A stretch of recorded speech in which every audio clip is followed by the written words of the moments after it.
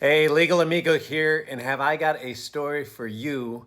It's about how this man, Al Gore, Vice President of the United States from 1992 to 2000, under this man, Bill Clinton, President of the United States at that time. But it's about how this man may have allegedly, and this is hearsay, this is also a first-hand account, I was there, he may have suppressed voter turnout in a primary against Bill Bradley in the year 2000. Okay, let's get down to it. So yeah, it was the year 2000 and I was a college student. I was a senior in college and I volunteered on Al Gore's presidential campaign for a few days leading up to the actual vote in New Hampshire in the primary. It was this man, Al Gore, Vice President of the United States. He ran against George W. Bush ultimately, so he won the primary against this man, Bill Bradley, who was a senator from New Jersey and also played in the NBA for the Knicks and was a major hero for the Princeton basketball team before going into the NBA. So this is where it gets interesting. So let me give you some more context. Bill Clinton was president at the time. He was embroiled in scandal for the couple years leading up to the presidential elections of 2000.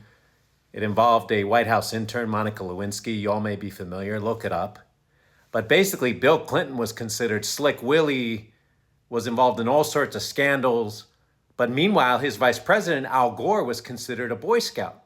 And Al Gore was trying to distance himself from Bill Clinton. But Al Gore absolutely had this reputation for being a Boy Scout.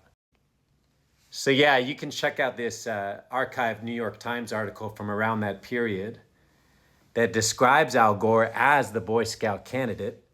And that's what his image was. You know, he was like thought of as this like robotic political candidate in the shadow of Bill Clinton, who was completely charismatic, a people person, you know, and they couldn't have been more different in the eyes of the media. Al Gore always seemed kind of stilted. He got advice from people on how to appeal to people personally more. And so he had this squeaky clean Boy Scout image, this sort of very careful, total like saint politician. And what I saw firsthand, if I believe what the people in the motorcade told me, I was in the motorcade at one point during the campaign. What I saw firsthand cuts way against that and made me, it was one of the first times I like was this idealist about politics, and one of the first times that idealism came crashing down. But yeah, you may recognize this documentary, An Inconvenient Truth. And this was the documentary Al Gore was said to have given a PowerPoint presentation on about climate change. So he's done a lot for climate change. You know, he was on the board of Apple. This was all like after he lost the presidency to George Bush. And that was a presidential election, of course, where the Supreme Court decided a really close race, a contested race in Florida in favor of George W. Bush, and there was controversy around it, but against Al Gore. That's how things ultimately went.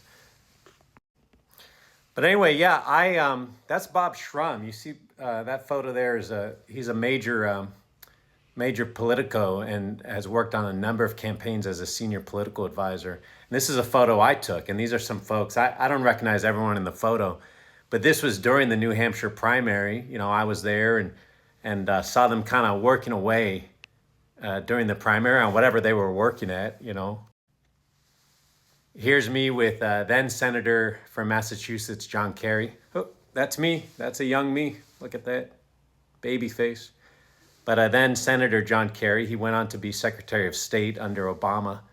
And he wasn't, he was busy. And so, but he stopped real quick to take a photo with me. I don't think he was like too crazy about stopping to take a photo with some wide-eyed kid. He didn't.